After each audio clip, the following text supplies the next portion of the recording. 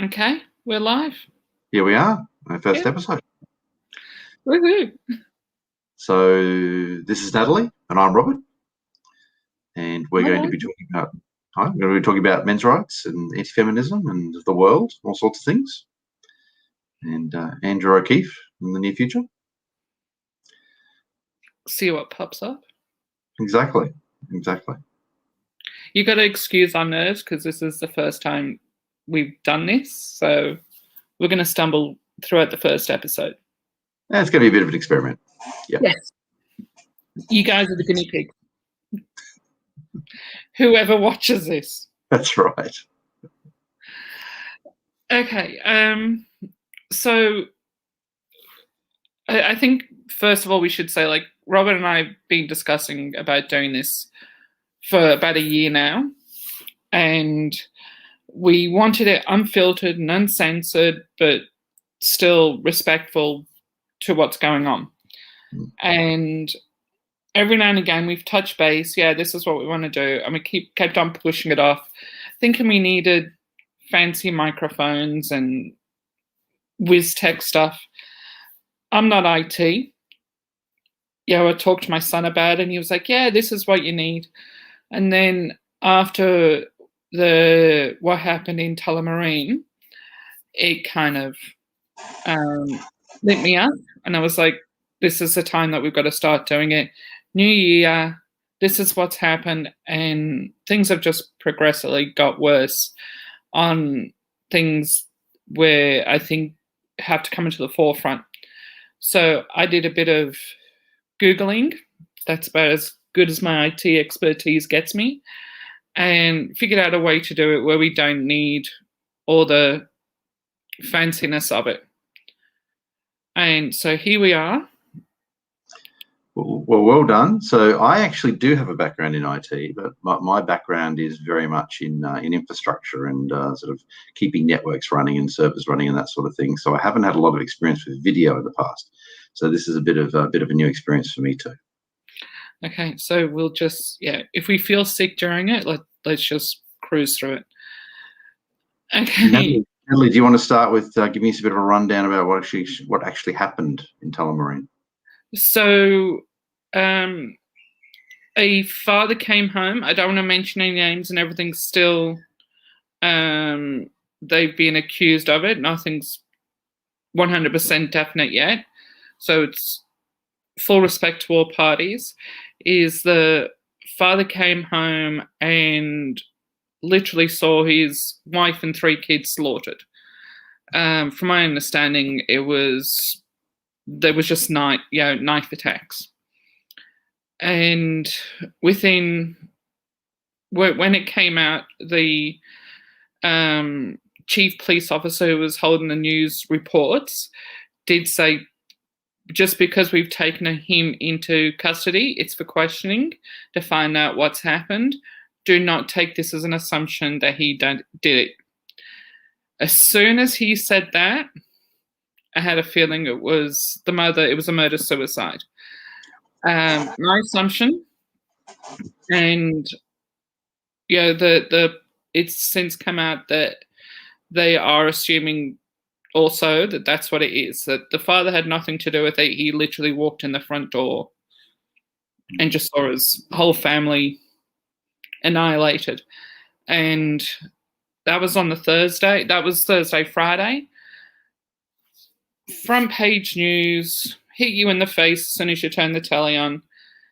By Sunday, it was page 9 in the Melbourne newspaper and it was in an article about this big of, what this father now has to deal with.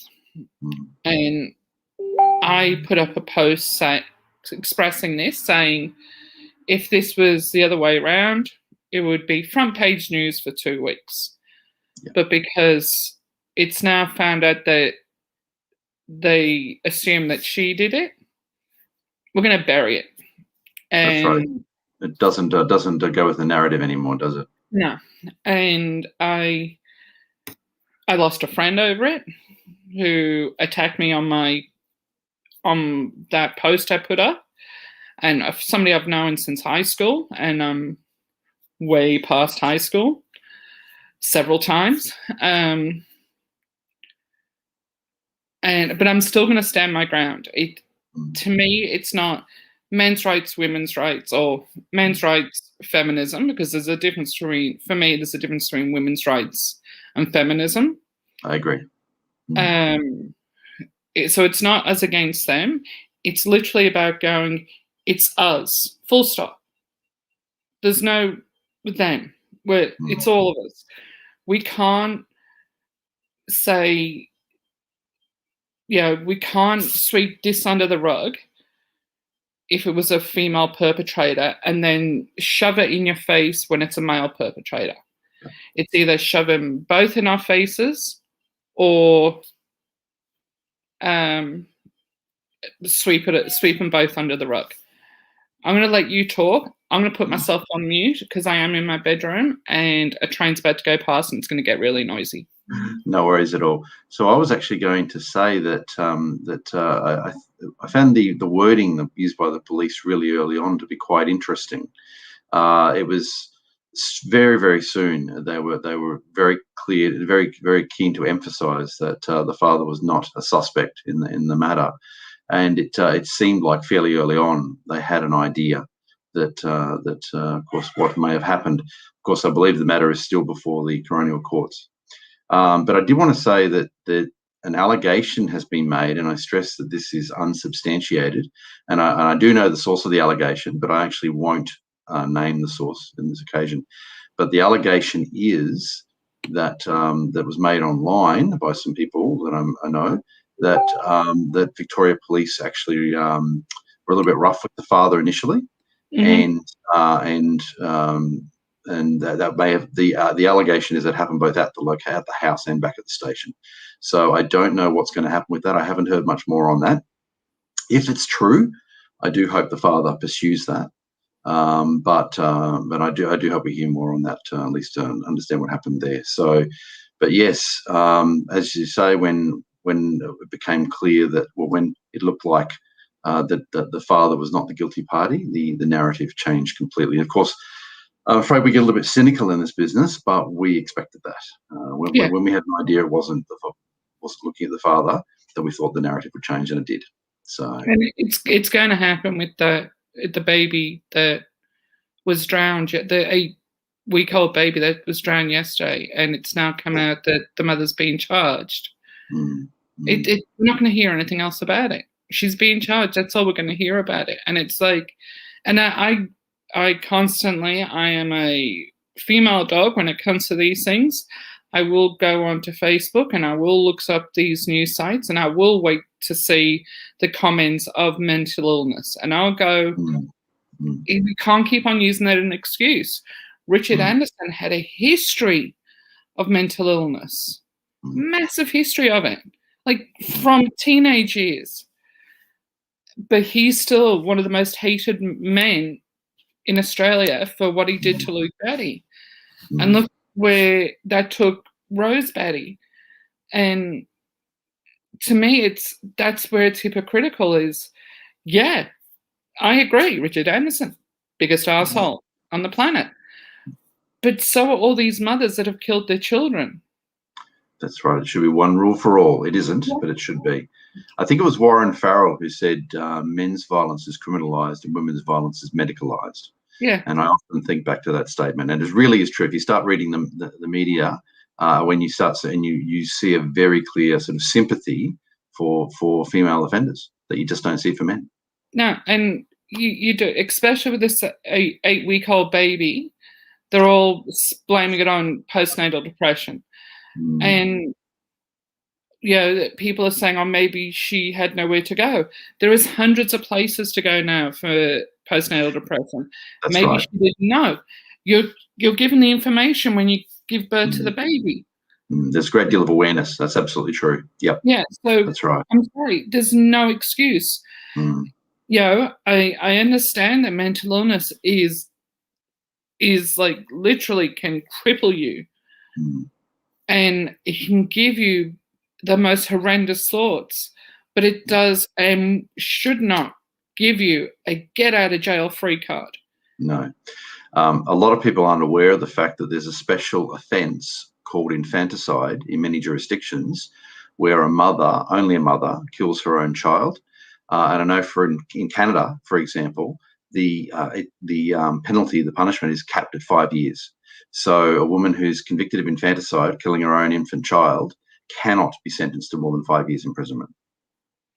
Now, go on. Oh, I was just fine. So she gets out within 5 years. Say she's still within the birthing age where she can still have children. She has another one because she's got a history of it. It's going to trigger her off again, and she'll do it again because she got away with it last time. Yeah. There's actually a children's rights organisation in Canada trying to repeal that law at the moment. I think, and we fully support them in that. I think that it's their argument, and I think it's a very strong argument, that infants should have the same right to protection from violence as everyone else in society. Yeah. We can't. We just can't keep on separating men and women. It's where this is where equality, and it's actually the reason why I've named my channel Equality for All, is literally because people cannot see where things aren't right for men. And it's things like this. Men do more jail time for the same crime.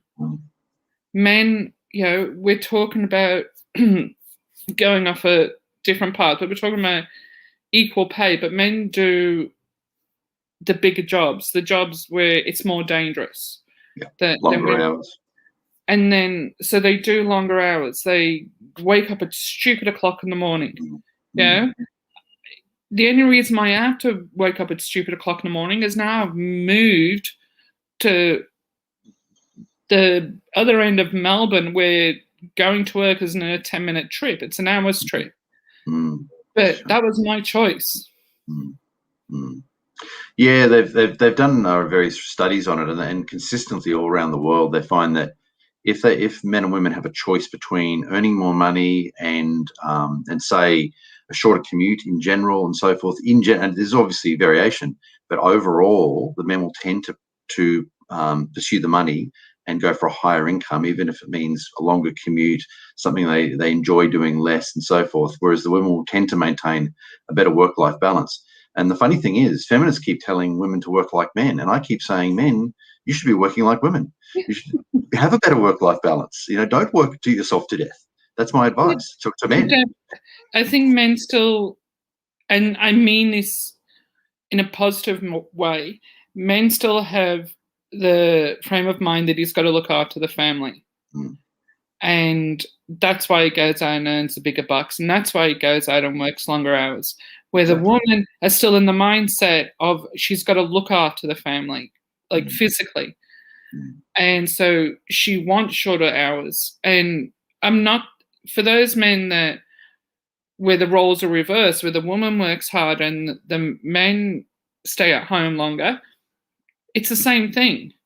I'm not separating the two, but mentality wise, men do want to be that, go out and earn the bacon and the woman cook it, for lack of a better term. Yeah, and that's likely to continue. But even so, I guess what I'm getting at is to say that men shouldn't be burning themselves out quite as much as they do. But you're absolutely right; it will continue. That trend will continue. In fact, I'm currently writing a book on a history book, and basically what I'm contending in the book is that people today look at it and they say, well, men are working full time, women are working more than they were perhaps 50 or 100 years ago, and they say that's new. In actual fact, that's pretty much how history was. You had men working full time, you had women working part time, was often, and looking after kids was often the historical norm. So I'm actually arguing that we're essentially returning to the historical norm, where we have men working full time, women working part time, and focusing more time on the kids in terms of bringing them up, especially on the young. And I think whatever way you choose to raise a family, whether it be with kids or just within a couple of yourselves, I think it's your choice, and nobody should discredit you for it. And I find a lot of women who choose to be the stay-at-home mum are getting flogged by the feminists saying, but you should be out working, you can do that now. And it's like, yeah, but it's my choice to stay at home. That's right. If they want to live the 1950s lifestyle of the Leave It to Beaver mum, let them. Good on them. They've got better fashion sense. Feminists always support women's choices as long as they're the right choices. As long as it's their choices. Their choices, the choices the feminists want. Exactly. That's right. That's right. And that's exactly the situation. And that's what we, with AMRA, for example, the Australian Men's Rights Association, we talk about.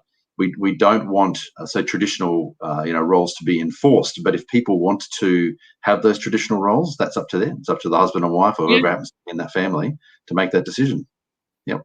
And that was part of me. I'm glad you brought that up, because that was part of me moving more towards the men's rights side, and it was that stumble down the rabbit hole, which I've been in it for nearly 7 years now, and I've continued to fall, and I fall happily now, where in the first couple of years I was crying every second day because it was new stuff. Now it still hurts and it's still a shock, but it's the stuff I'm hearing all the time now. It's repetitive.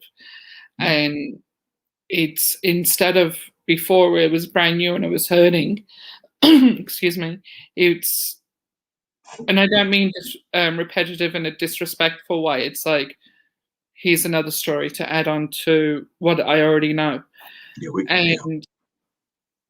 Once I started learning more about men's rights, I started learning more that the more supportive of equal rights for everybody, regardless of gender, and there's only two, that's a different subject. Regardless of gender, regardless of race, regardless of whether your sexual, whatever you want to be. Yep, yeah, that's right. Exactly. Transgender, transsexual, whatever. And I was like, hold on for a second. I thought that's what this side was about. And then the more I've learned about this side, it's like, you only want that when it suits you, when it builds up your numbers. And in many ways, men's rights is to a large degree what feminism always claimed it was, but wasn't really. Yeah, there's very much a strong streak of libertarianism and individualism, and a strong and there's a lot of classical liberals where the argument is, law, rule of law, and one rule for all, and so forth. And it's not at all the way that we're misrepresented in the media at all. So no, and I'm hoping through these videos, people will start to listen. So over the last couple of years, with my new job, which I've been at for nearly 2.5 years, people have said, I didn't know that, when I've given statistics. And then they've met someone that's been a male victim of domestic violence, and they've gone, oh my God, Natalie was right. And it sort of backs, they're backing me up now. So they're now coming onto my side. That's great. That's great. And in fact, one particular area where I find it really troubling, organisations like Our Watch and of course White Ribbon Australia, which is back. It's been revived. So one thing that really bothers me is they talk about men's violence against women, and they talk about men's violence and women's violence as separate things, right? And they don't talk about women's violence, I should say, but they talk about men's violence and they ignore women's violence. But the reality is, men's violence and women's violence in a relationship are inseparable. There's something called reciprocal intimate partner violence, and what about more than half of all relationships that are violent, both partners are violent towards each other. So you can't separate the two. And this is why they will never succeed in reducing the violence with their approach, because they're ignoring half of the problem.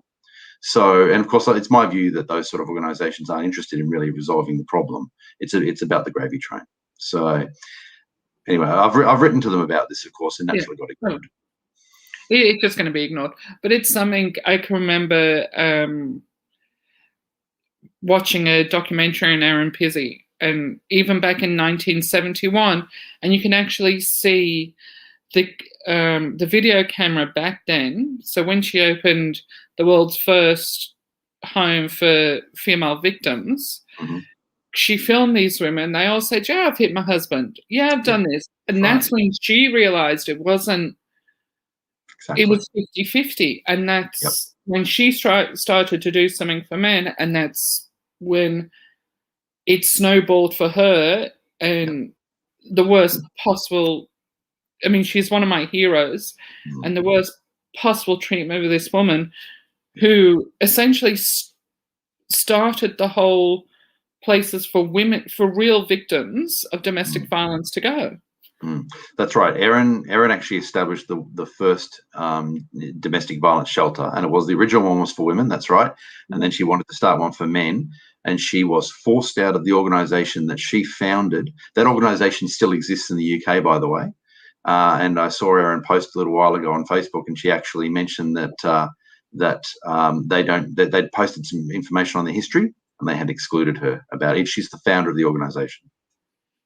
Oh, I'm not going to name them, but yeah, their organisation still exists. I don't want to advertise them. Saw the same post, and she's not even allowed on the stairs. She's not allowed in the building. That's right. Absolutely awful. Absolutely awful. There are real victims out there. There are real female victims. And what I find astonishing is the places like White Ribbon and Our Watch and everything are giving voices to those real victims. But they're also giving voices to those who aren't real victims, or where it is 50-50. And it's discrediting those real victims. It was like the whole Me Too movement. It wasn't the thought process of it was this big, and the ideology of it was brilliant, but it also gave a voice for women to say, yeah, like literally Me Too, when they weren't.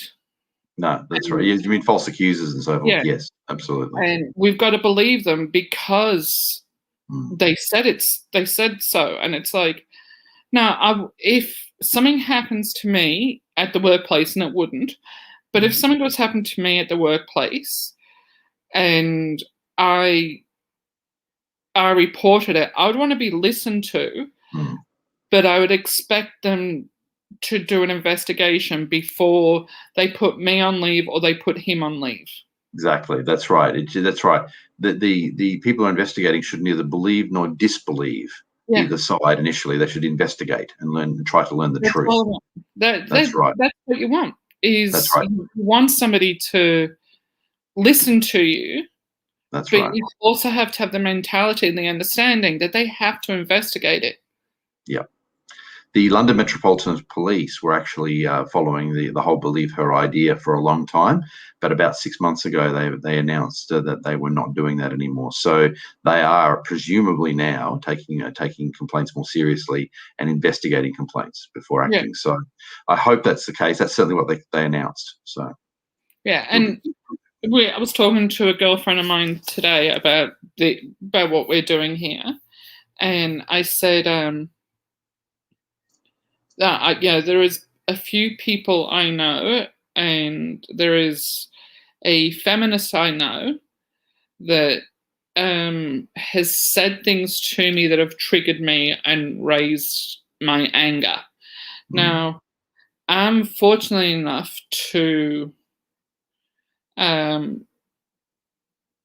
have the mentality to walk away, because I know that bitch side of me would swing a punch at this girl and knock her flat on her ass, and that would just be with my words.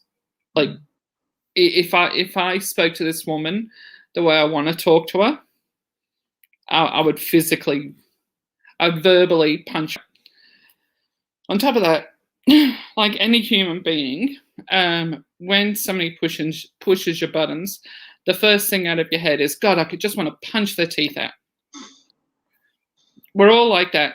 We're not going to do it. It's like saying, oh, I could just choke you. You're never going to choke them. Well, depending on... Metaphorically. Yeah. It does happen. And I actually said to her, I said, I'm not condone this woman I'm talking about has been a victim of domestic violence. And it goes back to what we were saying before and I do not condone any physical violence. I just don't condone it. Right. But I can see where some of these buttons can get pushed to the point of you do just physically lash out. Don't agree with it, but I understand it. Yeah. Saying that, going back to what we were talking about before, that with the violence where it's equal it doesn't always have to be physical. The way I've heard this woman talk, it's like if you talk to your partner the way you talk to this group of people, I'm not condoning him hitting you, but I understand why. And to me, what she was doing to push his buttons was no better than if she would have turned around and slapped him anyway. Yep. And who knows? As I said, more than half of all cases, there's reciprocal violence. So, and we don't know. That's the problem. We don't know what's going on there. Maybe they're both being violent. Maybe not. Yeah. But yeah. But even if it's just words, you can push you can only push people so far. Yeah. Yeah. And hopefully when people are being pushed that much, they would realize what they need to do is withdraw. But unfortunately, not everybody can. So no. Especially when there are kids involved. And that's a good point, actually. If and my memory's gone on me, but I only heard this recently where somebody kept on saying, but they could have left. And I said, no, they threatened that if they left, they would never see the kids again. If they went to the police, they'd never see the kids again. This man stayed for the kids. Yep. For the sake of the children. Another thing we hear from quite a lot of men too is they say that they make the point they're staying for the kids, and in particular, in some cases, not in all cases, in some cases they're afraid the kids are going to be on the receiving end of the violence if they leave, and so they elect to stay and protect their own kids in that way. And as you say, as on top of that, they also will lose access to the kids because women leave with the kids, men leave without the kids. Yeah, and that's the reality of our world. It goes back to the red pill and that guy who was interviewed. I'm sorry again, I forgot his name, where he was said the police actually told him she could beat the living daylights out of you, and I'm paraphrasing here, but all she has to do is break a nail and you go to jail. Yep. And that's, of course, talking about the Red Pill documentary. And if anyone's watching and you haven't watched the documentary yet by Cassie J, go and do so. It's available on Netflix. It's available on YouTube commercially to purchase if you've got YouTube Premium. It's in a variety of other places. Very easy to get. Please watch it. Yep, absolutely. I think I've watched it. So I was at the premiere here in Melbourne, and that was... I couldn't have been, for all this misogyny and male violence and everything, I couldn't have been any more protected that night. I had security guards and I had another guy standing with me, making sure I was safe because the rest of the team went upstairs to watch the documentary, and I stayed downstairs to see if any other late arrivals turned up.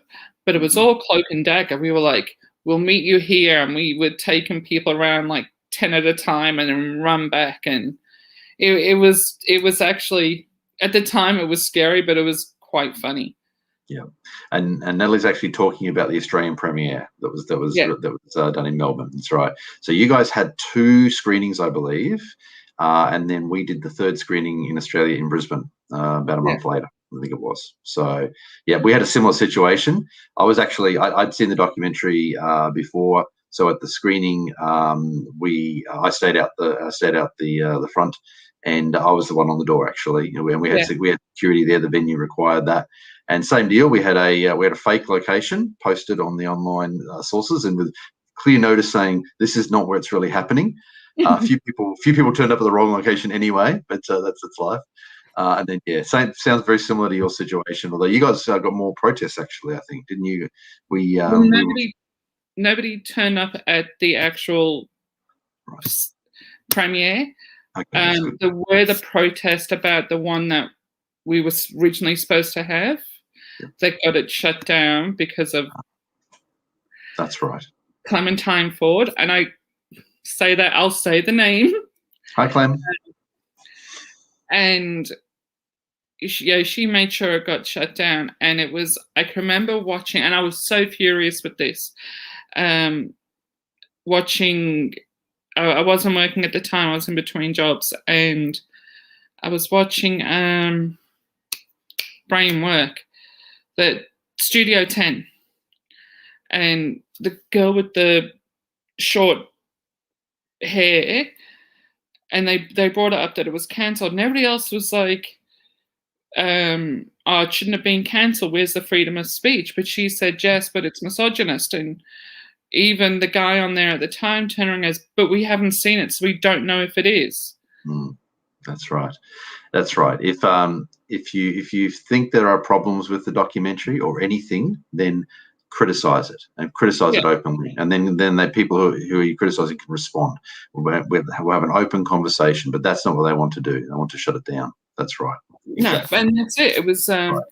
And talking about Andrew O'Keefe, it was that famous interview he had with Cassie J, where she said, I sent it to you, and they said, oh yeah, but we couldn't play it. It was like, but there's hundreds, and we mentioned it before, there's hundreds of different ways you can actually view this. It's not just the one way.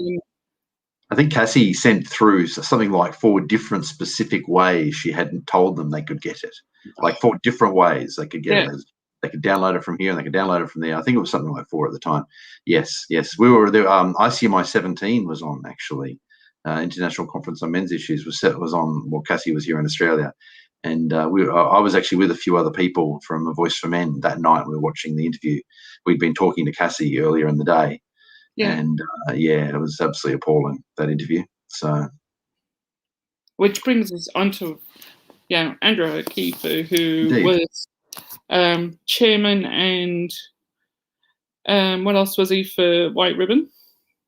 Well, he's an ambassador. He's been chairman, as you say, and I think he did actually have another role. And my memories escape me at the moment. But yes, so Mr. O'Keefe has been charged in relation to an alleged domestic assault on I understand his partner. I don't know if they're still together or not now, but partner at the time. And the matter is still before the courts, but given his role in White Ribbon Australia, I think it's quite significant. And of course, it raises various points. Well, if he is guilty and he did indeed do what he's accused of, then he should perhaps be looking at his own actions before pontificating to others in White Ribbon. And of course, but if he's innocent and he has not done it, and whether he's a victim of violence or he's or there's a false accusation or whatever it happens to be, then maybe that's a life lesson for him, because this is what men have been experiencing and what he was quite prepared to throw other men under a bus about. So I can't say whether he's committed violence in this case or not. I hope we do get to the bottom of this. I hope the courts find out the truth. But either way, I think it's important what's happening. It's an important lesson for specifically, exactly. Because hopefully, I mean, I understand that he's not working for Channel 7 anymore. Whether, I've heard different rumors of it was after this altercation. I've heard other stories that it was before. Yeah, some reports suggest his contract had been ended at the end of 2020. There were some media reports that suggested that. Yeah, so that's I can understand what the media says then. Yeah, it's a good defense, because it's like, yeah, we let him go last year. Well, it's still only February. They haven't probably gone back to record anything. So it's like, yeah, whatever. I'm not going to argue that. But I think if Channel 7, whether he's working, whether they let him go before or after, it doesn't matter. But I don't think Channel 7 are going to be defending him in any way, shape or form, whether he's innocent or guilty. And it might be Channel 9 and 10 that might interview him further down the track once the true stories come out. But either way, he's tarnished. He's tarnished himself, because if he's guilty, how can you stand there and say you're a white ribbon ambassador and everything, when you've actually done, like, you've played them. That's and if right. you're innocent, you're now have got to backtrack and realize all the damage you've done to men. Yeah, that's right. Exactly. And I also want to say too that in 2017, I think it was actually in that interview, Andrew O'Keefe suggested that we were a lot of misogynists in the men's rights movement. And at the end of ICMI 17, I invited him to meet with me if he wanted to, and call me a misogynist to my face. And that offer is still open. So I would certainly love to meet with Andrew and have a civil discussion with him about misogyny and about violence against women and violence against men. I think it would be a very interesting discussion to have, and I would, of course, have that recorded. Can I just say, so you and I met at the March for Men.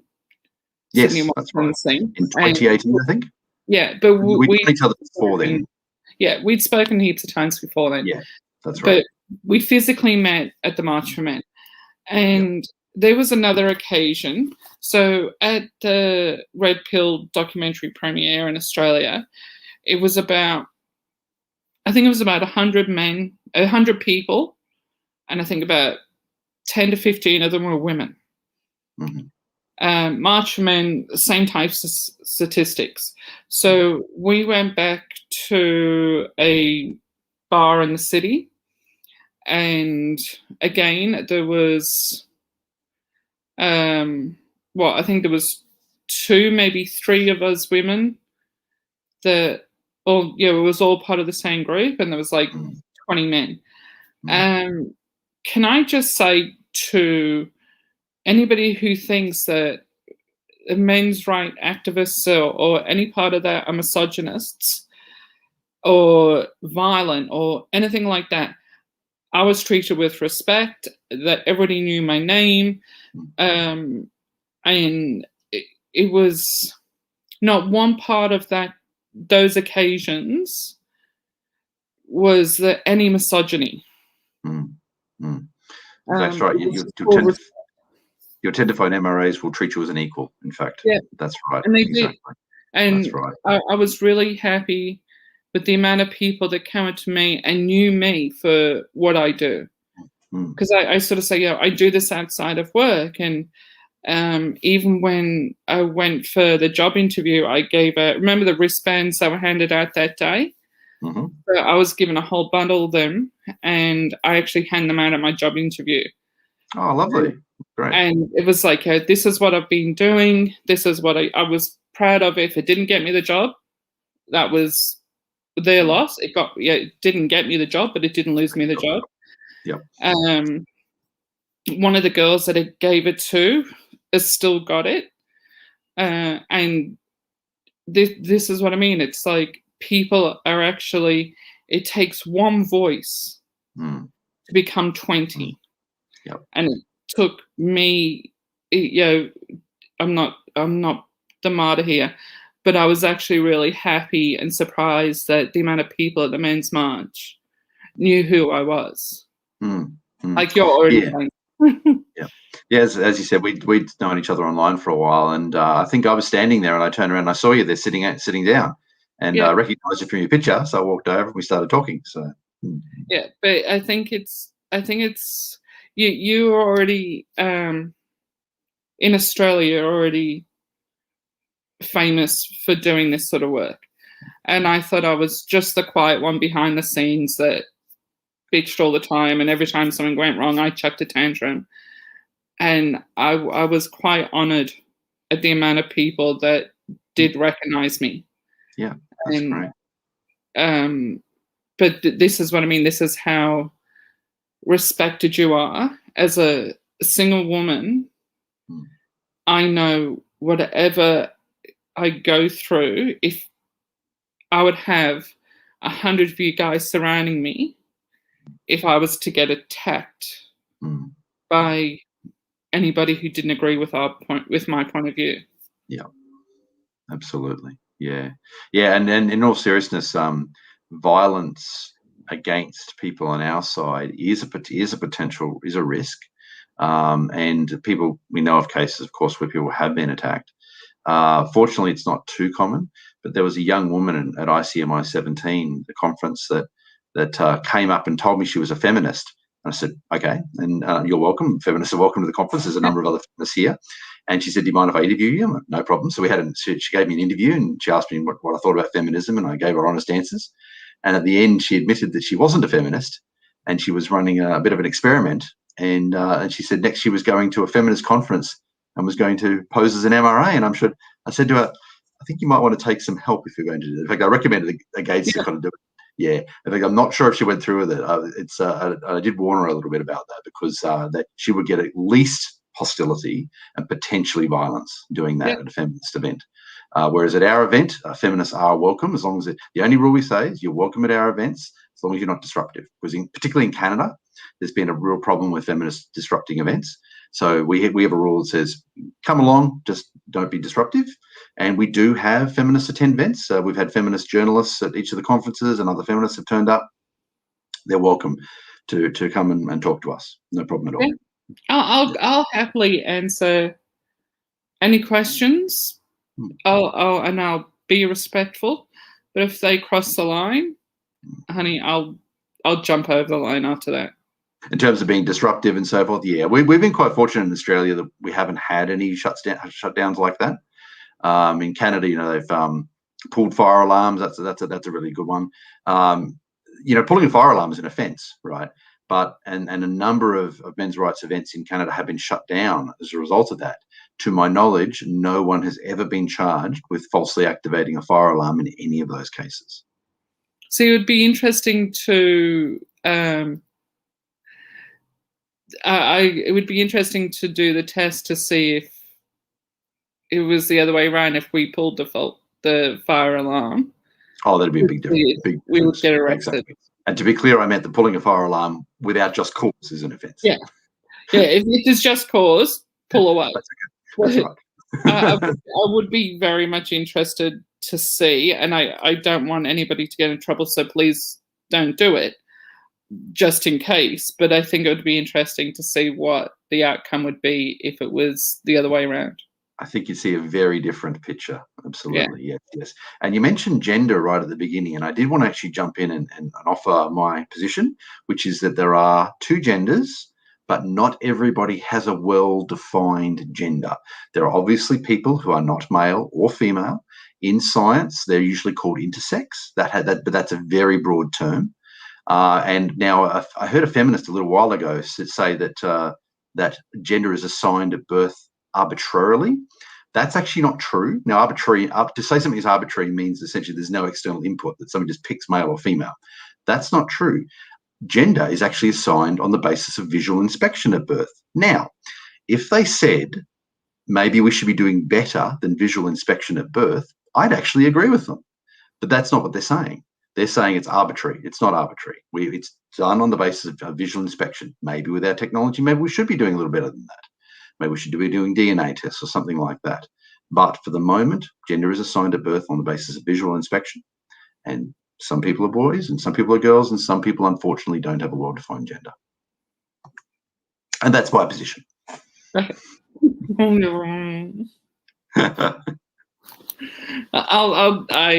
had this debate, and the good thing is I've had I won't even say debate. I've had the discussion with transgender and homosexual people and everything, and they are actually not frustrated, but they're the same, especially transgender people, because transgender people kind of get linked in with the non-binary people, and it's like, no, we know what we are.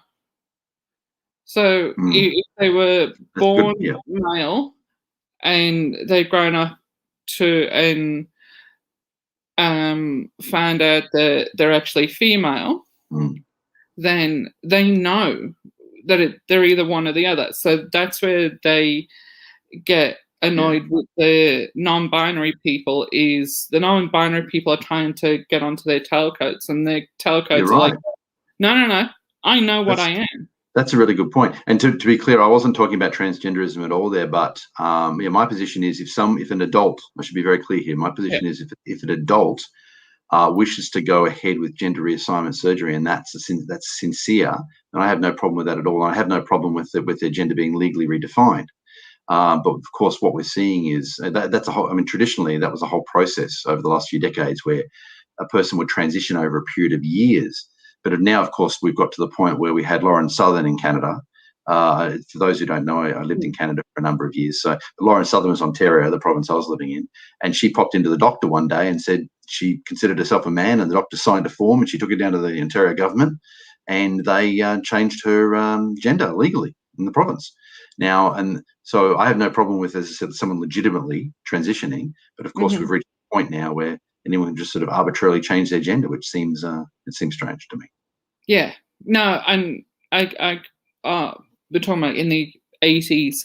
I saw a movie of the first male to female transition, and this I think was back in the early 60s or something.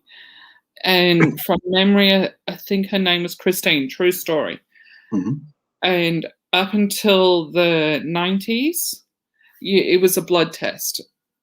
You had to measure out your Y's and X's, and you actually really are a male or a female trapped in the opposite gender's body.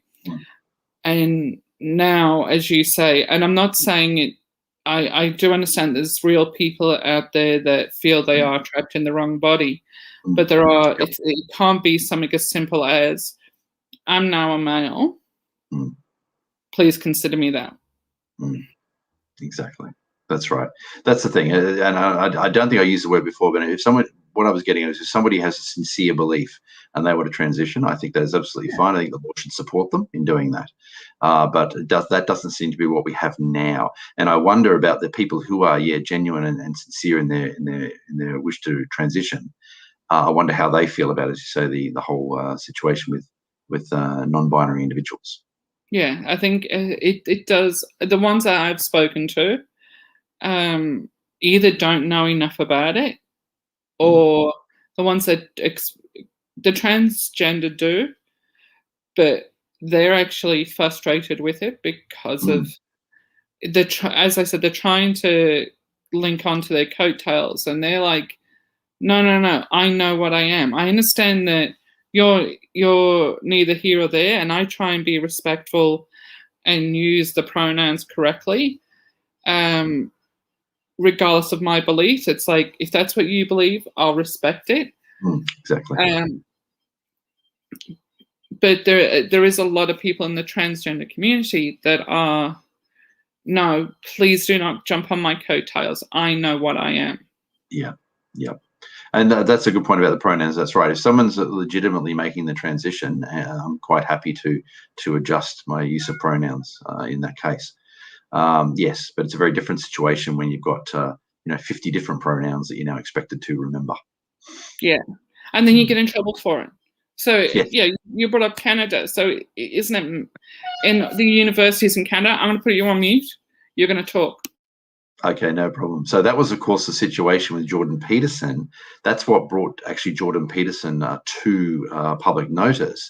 Jordan Peterson was simply objecting to being told, being essentially directed by the university administration how to what pronouns to use, and he felt that was I think a civil or an issue of freedom of speech, that in order to be able to have the freedom of speech to essentially use a pronoun that he finds to be appropriate.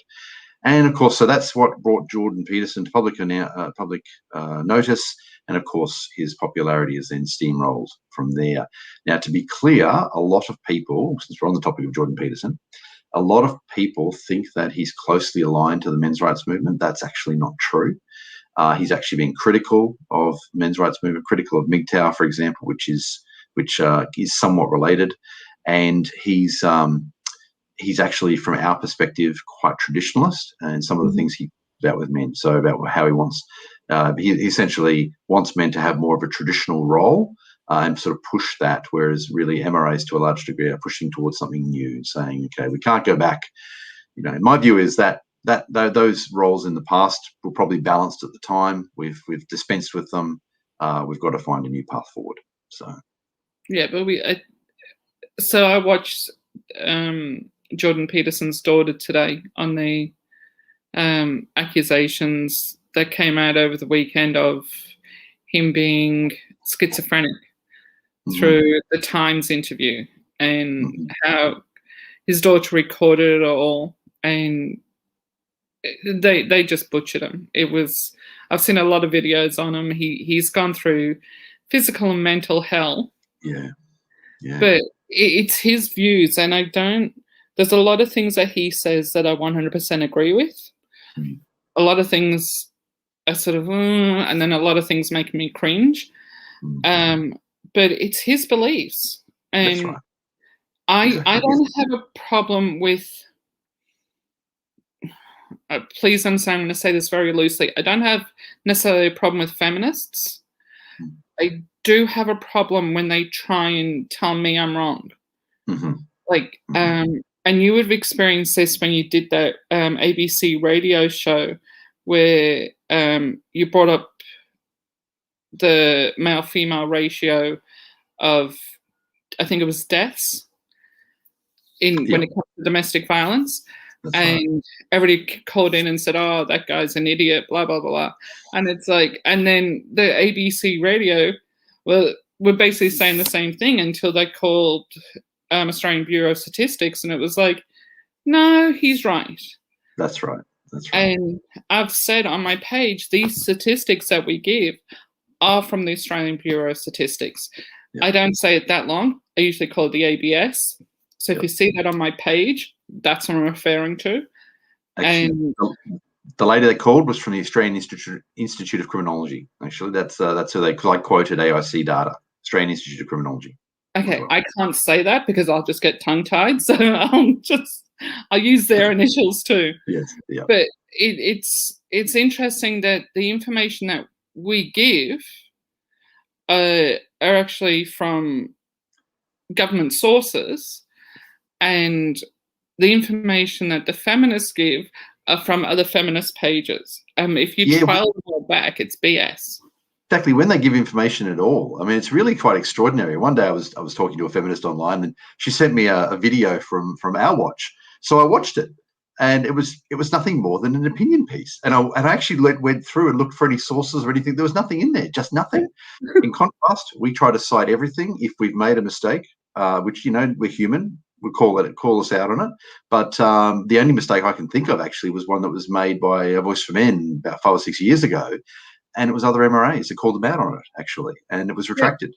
So that's the only one I can think of, I guess, of any significance. But we try to cite everything.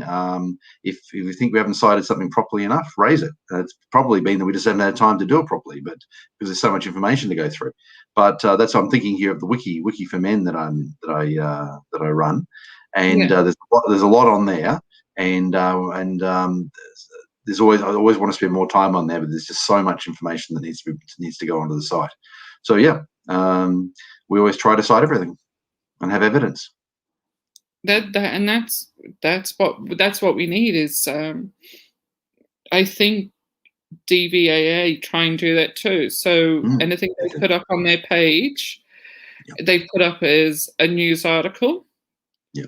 And then they've created another page within the page of where you can go in, where it's got the statistics of, I think it's 4 women, 4 children, and 10 men. Oh, no, sorry, 5 men. Sorry.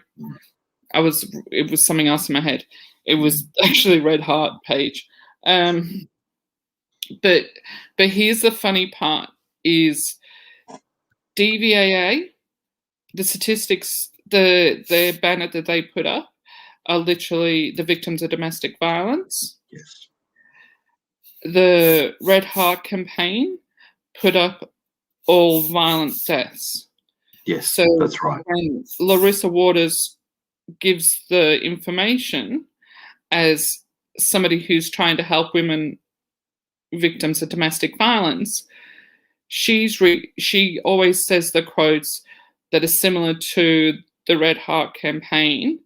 They do good. They do report it when the mother is accused and the father's accused and the woman's the perpetrator and the man's the perpetrator. They do that, but their banner doesn't represent. It represents all violent deaths. That's right. Not all deaths related to DV, which Larissa then quotes from there. And this is where the lines are getting blurred. Yes. A lot of people misquote the Red Heart data and claim that it's all domestic violence, and it's not.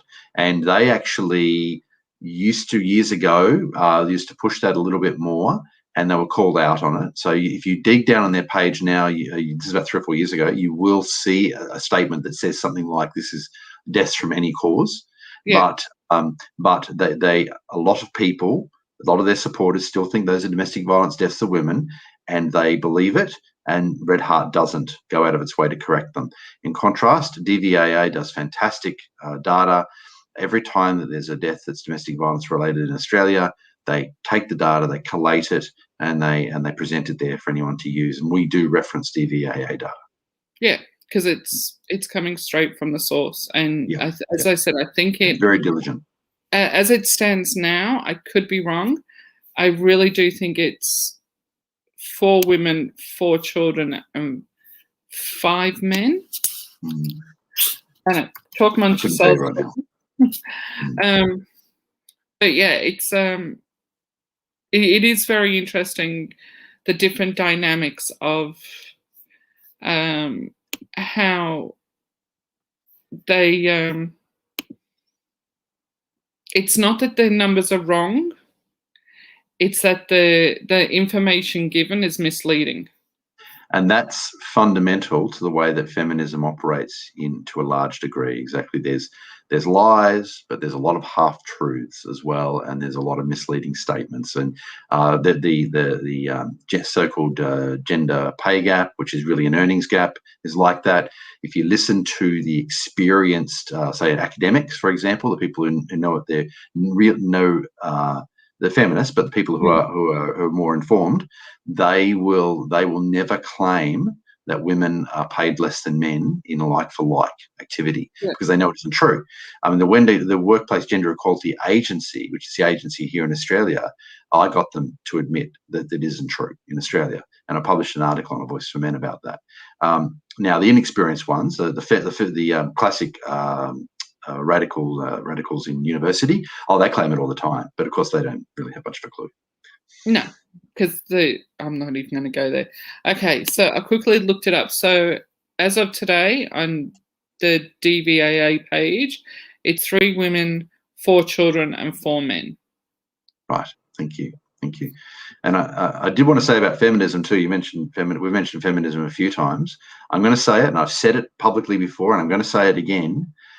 The vast majority of feminists are not radical feminists. Okay, the vast majority of feminists are reasonable people, right?